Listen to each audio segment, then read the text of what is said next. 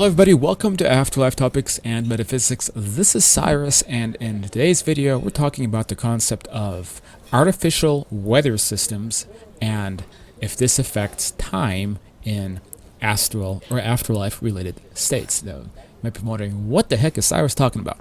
And if you go through this channel, and if you're new around here, we talk a lot about people's experiences on the quote other side, which appears to be a parallel dimension that is strikingly similar to the world we're in right now, but there's many other rules and variables in effect that you don't get on this plane. Mental control of the environment, even to some extent, maybe only a small extent, the ability to teleport around, the ability for your video to get interrupted by large gusts of wind, which wouldn't be a problem if this theory is correct, because what we're hearing about is that people who are existing on that side, people who are reporting about their lives on that side, I hear some strange mixed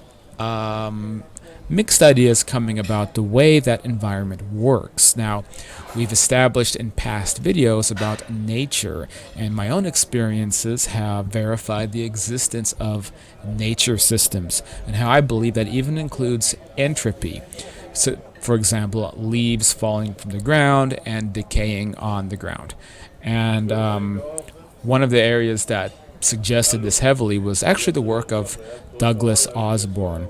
Douglas Osborne was a very powerful trance medium who was also able to do spirit photography. Now, I mentioned was because Douglas Osborne passed away yesterday from a heart attack, and so I wanted to give a special shout out to Douglas Osborne and the inner circle of Spirit Radiance, because it was very influential work, and his work was, very interesting. I consider him to be a legitimate trance medium, and he was able to capture images of nature on the other side through what I could call astral photography. And he did this in coordination with his spirit team, who would find a place for him, like a normal looking area, like in the middle of a street or a field someplace, and then he would take a photo using just normal film, old-fashioned photography, and he would develop the film, and then it would be an image of like a waterfall, like a beautiful waterfall in the woods.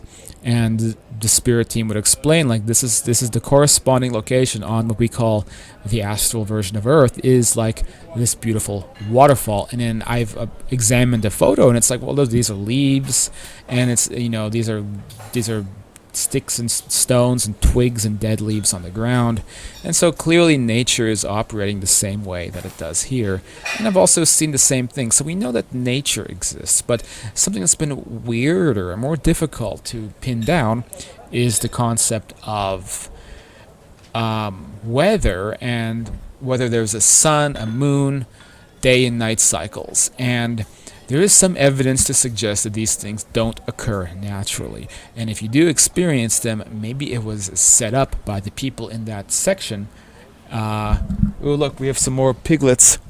See if I can get a video real quick. Hey, guys. Piglets running around.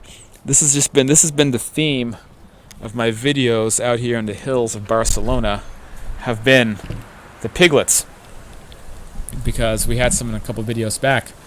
And it's actually a problem. Barcelona has a wild boar, wild pig problem going on. But they're still really cute. They say don't feed them, but I still see people feeding them. Probably a bad idea. Anyway, where was I? So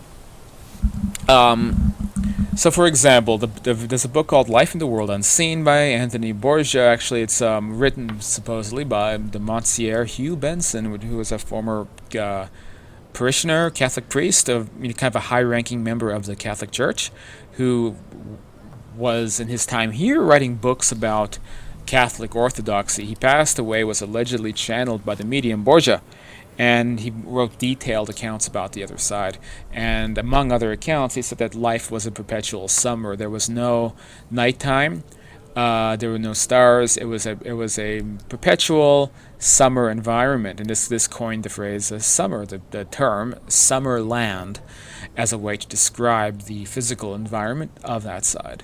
Now, when I was at a David Thompson seance, I kind of interrogated William, the primary guide of the David Thompson seances, who allegedly materialized into the room with us, and he was looming over me. I felt his huge hand on top of my head, when he was demonstrating his existence.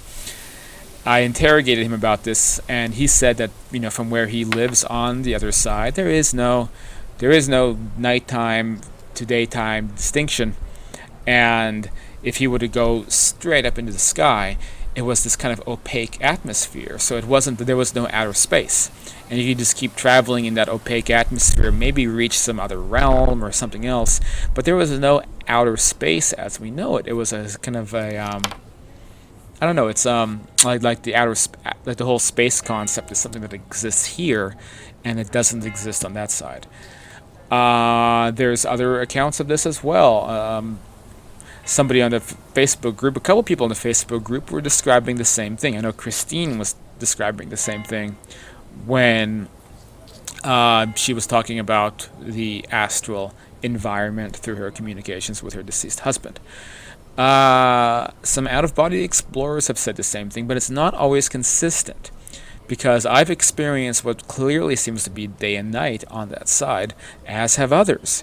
Paramahansa Yogananda describes astral celestial bodies, which again, maybe it's not quite the same thing, so it's not a completely consistent area of information. But certainly some areas have been describing that these weather systems, if you do see a weather system, that it's artificial in nature, in the sense that, by nature, it's a kind of perpetual daylight.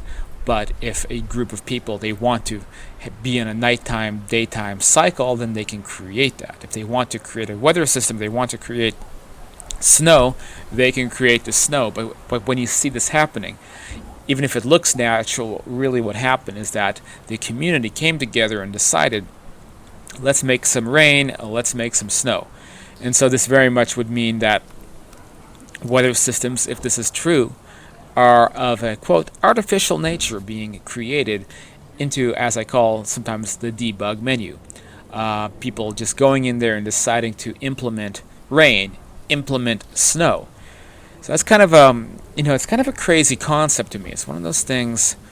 Well, I'll tell you how I feel about this in a moment, but before we go further, if you're new around here, I think we got the wild piglets back. If you're new around here, please go down and hit that subscribe button, like this video, share this video if you think these crazy subjects are worth talking about, worth sharing about.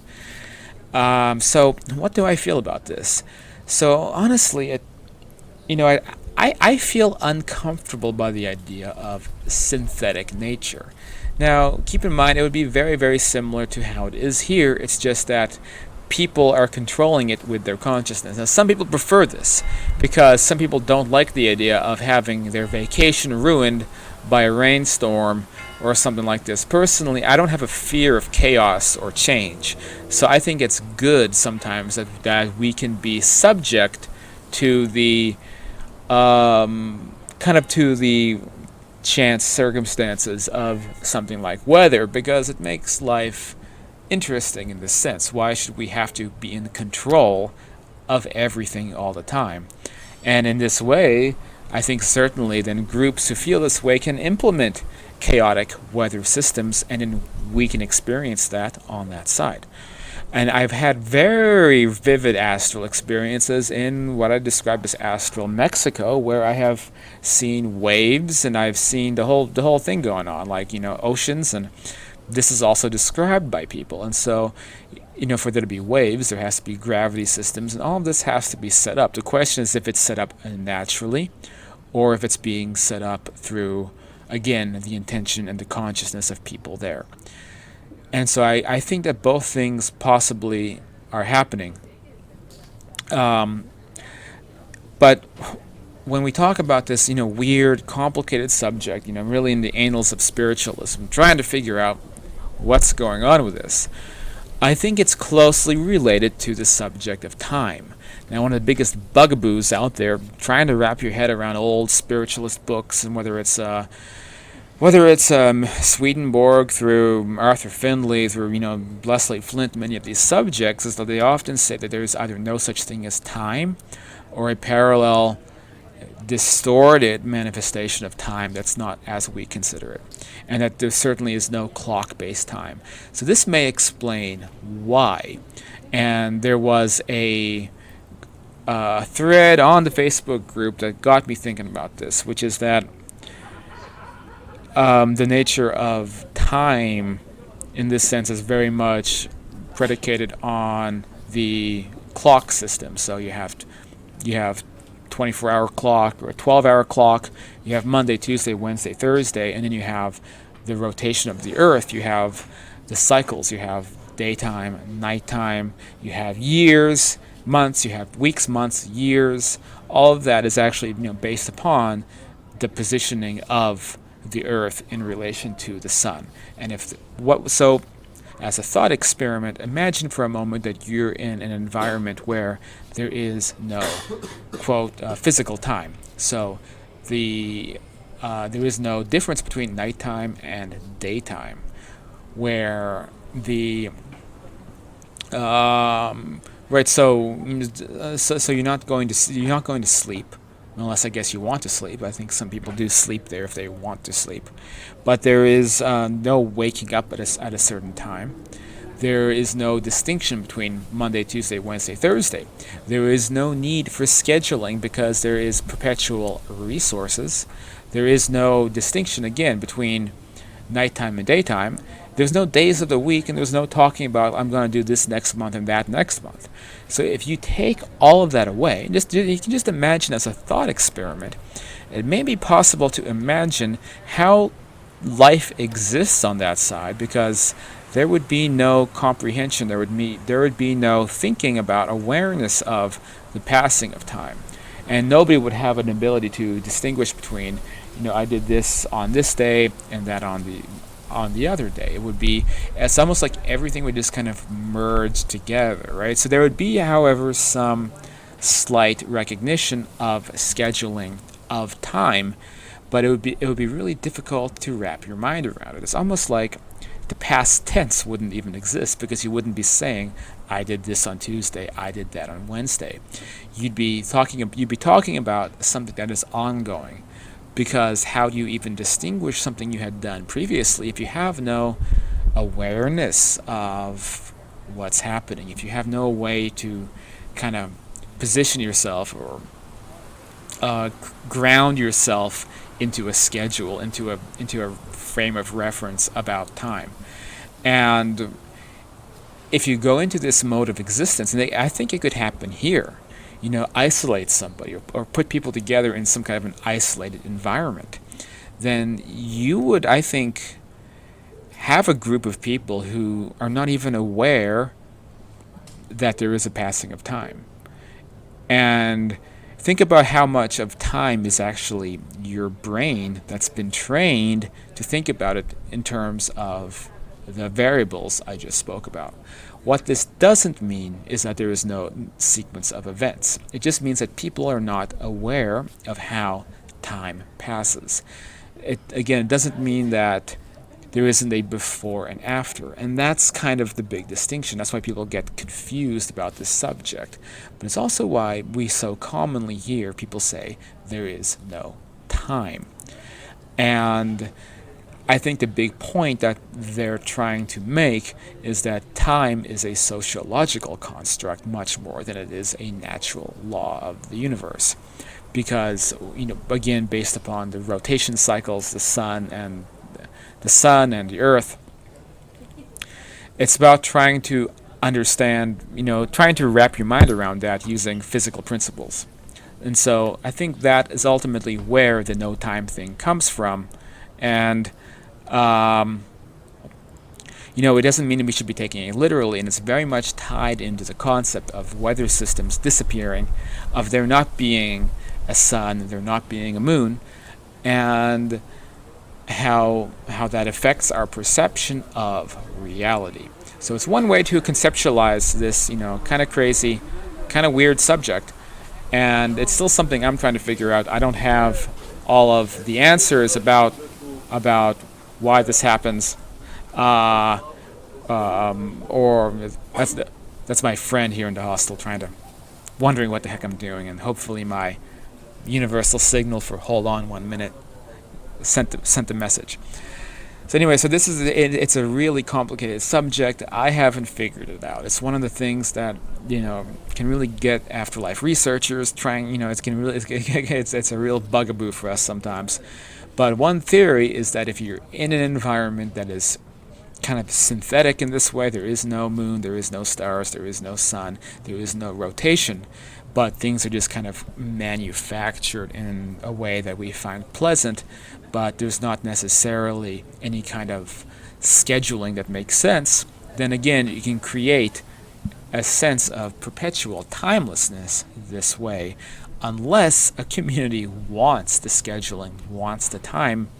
Maybe then you'll enter into a world, or a world will be created that mimics ours very, very closely, to the point where again we even have possibly a moon, a sun, and a rotation system and a time system again.